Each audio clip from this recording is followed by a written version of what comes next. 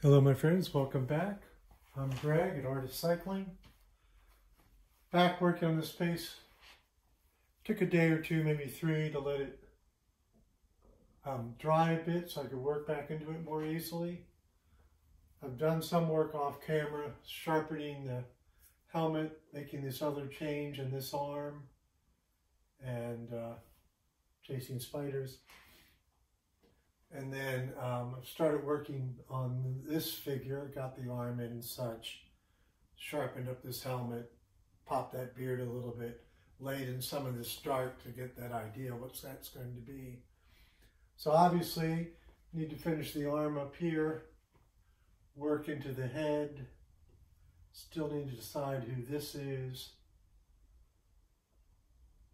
and the color of her outer garment. On the original, the Reubens that's here, there's also another figure behind her. This figure is in blue, so I'll probably stay with that until I get to finish. And this figure in a very different outfit is in a deep green, and she's actually in a sleeveless, could be a contemporary dress. But, so, and I think the green will probably work because it'll pick up the green of the Lebanese flag, or Palestinian flag, excuse me. Although Lebanon is not dissimilar, excuse me. So, that's where we are. I may want to work on this hand a little bit more because I kind of laid that in to get it positioned, decided on. So, but yeah, I'm very pleased with the way it's going. I'm also very pleased that I've had some nice remarks from one of you all from Australia. It's also nice to know somebody in Australia is paying attention to what I'm doing. And then I've also changed the value of this piece of rubble, brought that value up a little paler, and then I was going to do a little bit on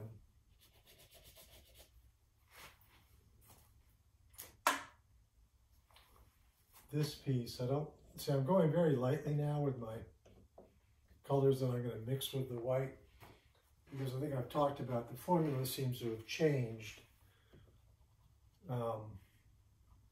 in the paint sticks, and they're not quite as opaque as they once were.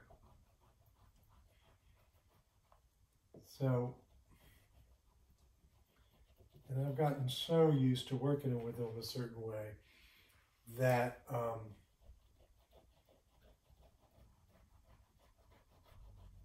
I could overlay colors a little more easily. And now, like you can see, the striations I just did are kind of showing through. And that's necessitating, and why I said I had to wait for it to dry, that I have to come back after there's been some drying time, and then I can come in and play with it a little more and get what I want. Now, one of the things that happens is you start to build up a texture, and you can end up with that texture fighting you. But I've also done works over old paintings, and that argumentative texture can become quite advantageous as well. I think to help myself, I'm going to decide on what's happening with this hand next.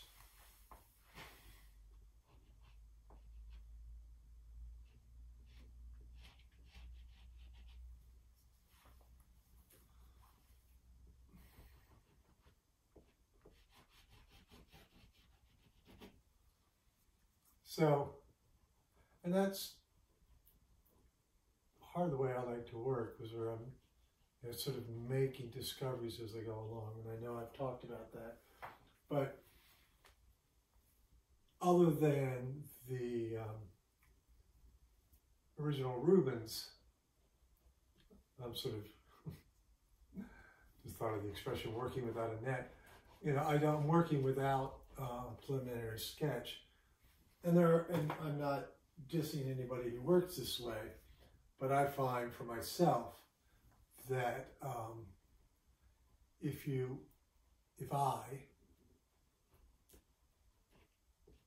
like some artists will do preliminary paintings and color studies and keep working and developing the piece, and then go to the final piece. And for me, I find that I lose, like what's happening here is the discoveries I'm making, and and those changes even become an important part of the piece. I'm sure many of you have watched there's one great piece, TV show, Fake or Fortune, and one of the things they're regularly doing on that is X-raying a painting and showing what's underneath. And what that is they're showing you the changes that the artist did. And part of the reason for that is, like, if you're doing a forgery, you're only seeing the top surface and you don't know what's under there. The forger doesn't know. The only person who knows is the artist. And maybe, like I said, you get some hint from textured areas where you can see brush strokes that don't necessarily make sense. But, and so that is one way to help verify that the painting is legit, is that there's another painting underneath in it. Although the last one of those I watched,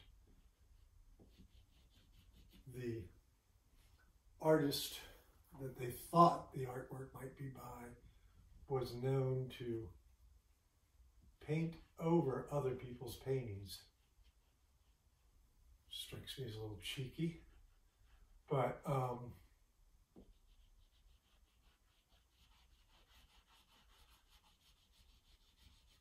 so they found another painting under the one they were investigating. They're like, oh, well, there, that's proof. But it actually turned out that the forger was smart enough to know that the artist he was imitating did that. And so went to the trouble to find an old painting that he could paint over. Pretty clever if you think about it.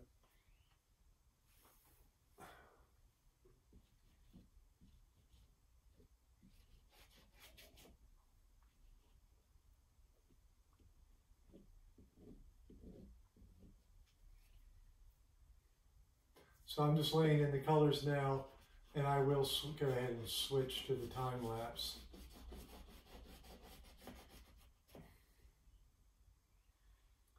Because, I don't know, how much do you guys want to watch? And that would be something I know if you leave in the comments. Do you guys prefer the real-time painting? Or do the time lapse intrigue you more? So I would love it if you would leave a little comment about that one way or the other.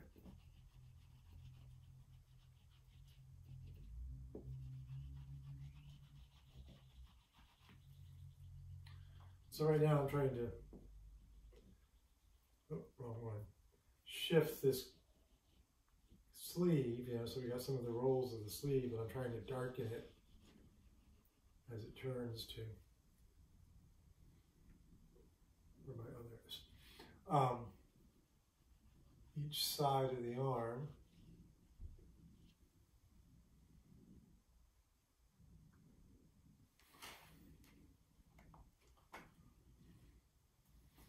And then, I don't know if you can see this yellow line right here, but how the elbow breaks down underneath of that.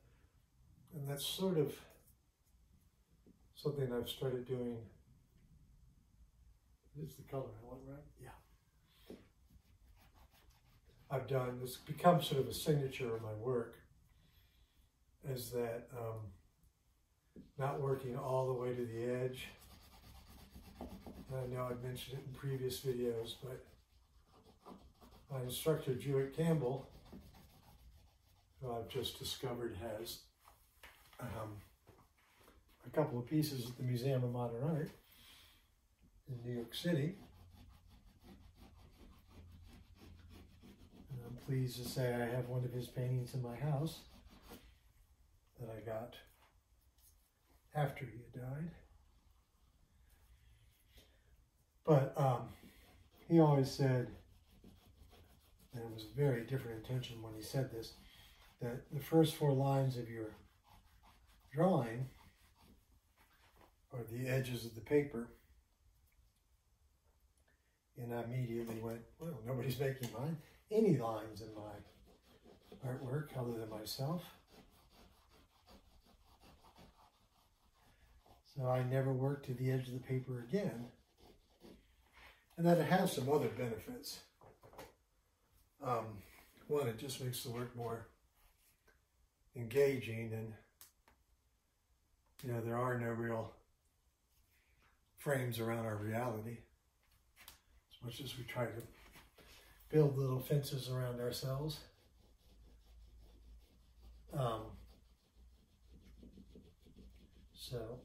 And I think it engages the viewer more to sort of be deciding where the painting starts and stops. But also this white space around all the work, and you can see the one next to it, helps. Well, it's kind of like a matte on a print or a watercolor. It helps literally frame the work, and my work is less dependent, or it can be less harmed, I guess would be a better word than dependent, by the color of the wall or whatever it is exhibited on. It really pops. If you go to my Twitter or Instagram accounts, Art of Cycling for Twitter and Greig Artist for Instagram, you'll see some installation shots of my exhibition that closed yesterday. And you'll see what I mean. Some of the work is exhibited on a very dark mauve wall. And this white border really helps the work pop. It's rather stunning.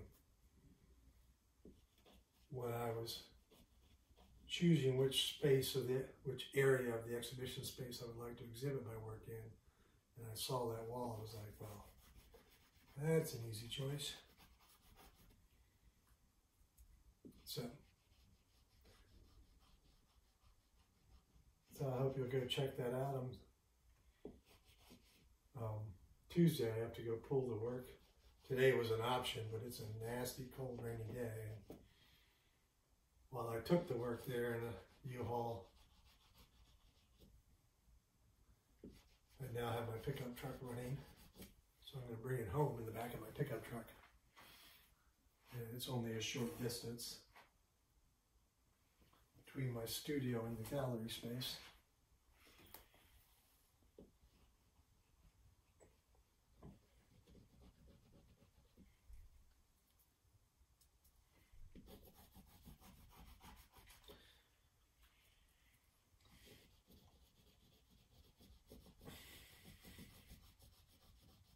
All right, I said I was going to go to the other.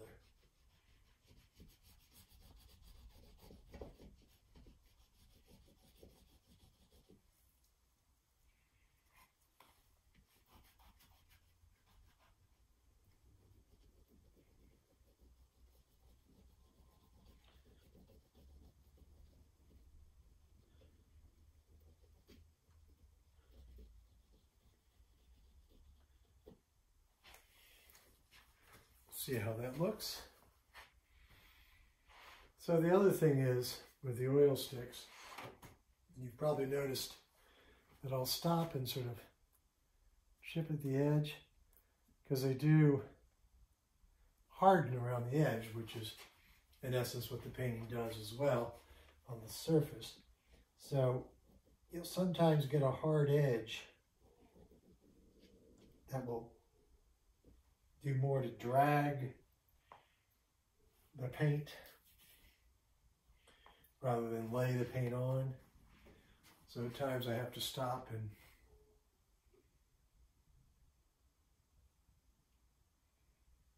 sorry, I'm thinking. I have to stop and peel that away so the surface looks right. And what I was just doing is thinking about this arm.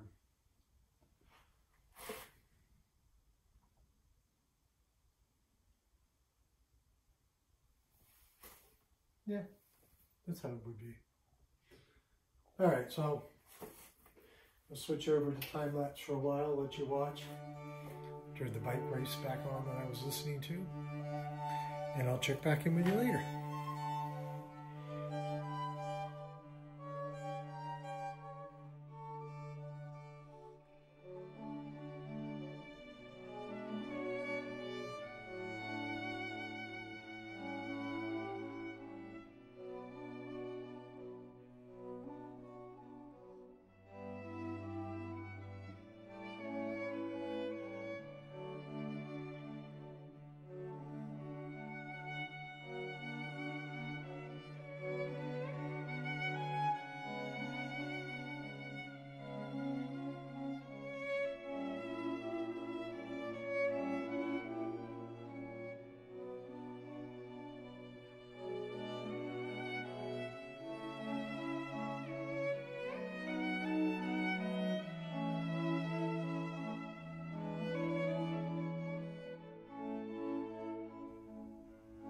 All right, so I think that does it.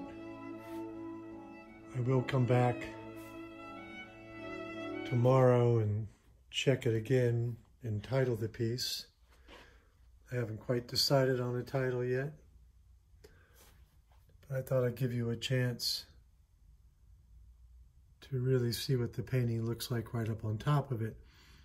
And this is what I see as I work on the piece. And like that nose right there was partially a mistake. And then I went, nah, that works. So again, it's that thing about allowing the mistakes to happen. And you can see that it's really just slurpy paint. See the shine on that dark section? I do see a little bit of paper popping there. And then right out of that stone and into this individual.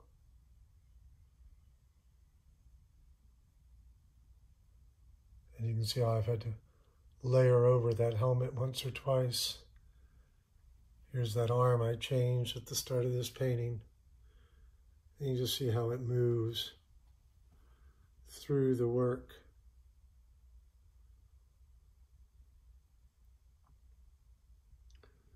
So, if you have a thought about what I should title this, before I get back out here, please leave it in a comment. And then, of course, I am basing this on this Reubens painting. So you can see that's what I paid the homage to. So thanks for taking the time to watch. This artwork will be on my website, greigleach.com, in the next couple of days. It will be for sale, of course. And you can see a whole lot more of my artwork there. And it's Greigleach. Thanks for taking the time to watch. And remember, paint what you want to paint. Don't paint something that you think will sell. If it sells, great. But, you know, what are the chances this is going to go somewhere? So thanks so much for watching. I really do appreciate it. And subscribe so you can see the next painting coming. Maybe you know what it is, because I sure don't. Now, I realize I had asked you what your thoughts on the title were just a moment ago, or in film world just a moment ago, but we have come up with what we think is the right title.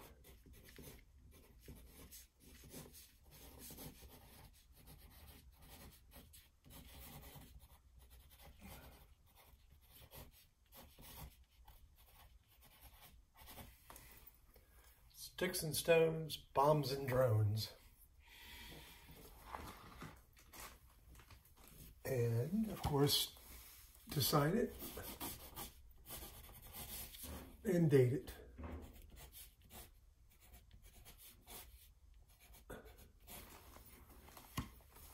Sort of a palindrome today. 42224. Happy Earth Day, by the way. So that's the piece.